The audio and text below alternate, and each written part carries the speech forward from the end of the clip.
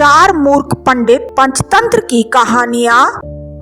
एक स्थान पर चार ब्राह्मण रहते थे। चारों विद्या अभ्यास के लिए कान्यकुब्ज गए। निरंतर 12 वर्ष तक विद्या पढ़ने के बाद वे संपूर्ण शास्त्रों के पारंगत विद्वान हो गए, किंतु व्यवहार बुद्धि से चारों खाली थे। विद्या अभ्यास के बाद चारों स्वदेश के लिए लौट पड़े। कुछ देर चलने के बाद रास्ता दो और फटता था। किस मार्ग से जाना चाहिए, इसका कोई भी निश्चय न करने पर वे वहीं बैठ गए। इसी समय वहाँ से एक मृत वैश्य बालक की अर्थी निकली। अर्थी के साथ बहुत से महाजन भी थे। महाजन नाम से उनमें से एक को कुछ याद आ गया। उसने पुस्तक के पन्ने पलट कर देखा तो लिखा था, महाजनों येन गतः स पंथा, अर्थात जिस मार्ग से महाजन जाए वही मार्ग है। पुस्तक में लिखे को ब्रह्म वाक्य मानने वाले चारों पंडित महाजनों के पीछे पीछे शमशान की ओर चल पड़े। थोड़ी दूर पर शमशान में उन्होंने एक गधे को खड़ा हुआ देखा।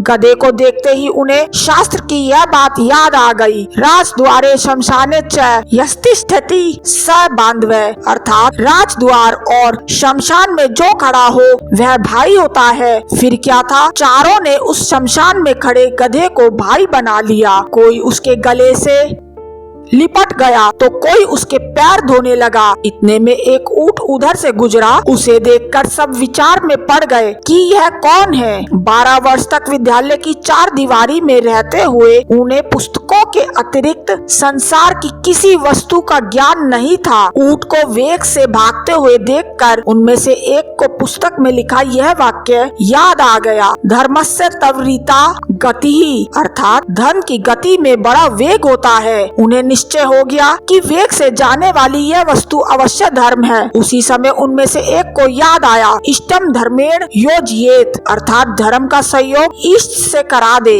उनकी समझ में इष्ट बांधव था। गधा और ऊंट या धर्म दोनों का सहयोग कराना उन्होंने शास्त्रोक्त मान लिया। बस खींच खाच कर उन्होंने ऊंट के गले में गधा बांध दिया। वह गधा एक धोबी का था। उसे पता लगा तो वह भागा हुआ आया। उसे अपनी ओर आता देखकर चारों शास्त्र पारंगत पंडित वहाँ से भाग खड़े हुए। थोड़ी दूर पर एक नदी थी। नदी में पलाश का एक पत्ता तैरता हुआ आ रहा था। इसे देखते ही उनमें से एक को याद आ गया, आगमिष्यति यत् पत्रम तदस्माम स्तारयिष्यति, अर्थात जो पत्ता तैरता हुआ आएगा वही हमारा उद्धार करेगा। उद्धार की इच्छा से वह मूर्ख पंडित पत्ते पर लेट गया। पत्ता पानी में डूब गया तो वह भी डूबने लगा। केवल उसकी शिक्षा पानी से बाहर रह गई। इसी तरह बहते बहते जब वह दूसरे मूर्ख पंडित के पास पहुंचा तो उसे एक और शास्त्रोक्त वाक्य याद आ गया, सर्वनाशे समुत्पन्ने अर्धम त्यजयति पंडितः, अर्थात संपूर्ण का नाश होते देखकर आधे को बचा ले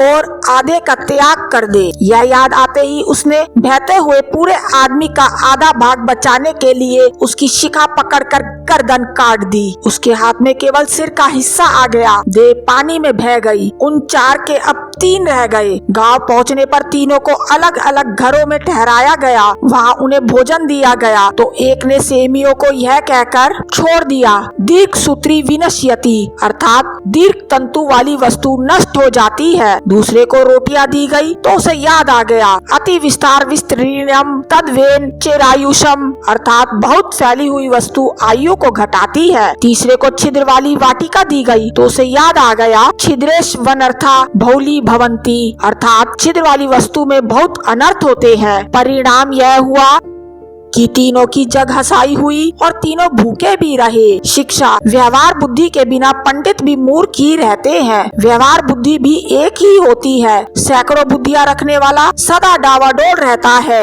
अगर आपको ये स्टोरी अच्छी लगी तो इस वीडियो को लाइक और चैनल को सब्सक्राइब करना ना भूलिएगा ताकि इस तरीके की और भी स्टोरीज आपको मिल सके। Thanks for watching.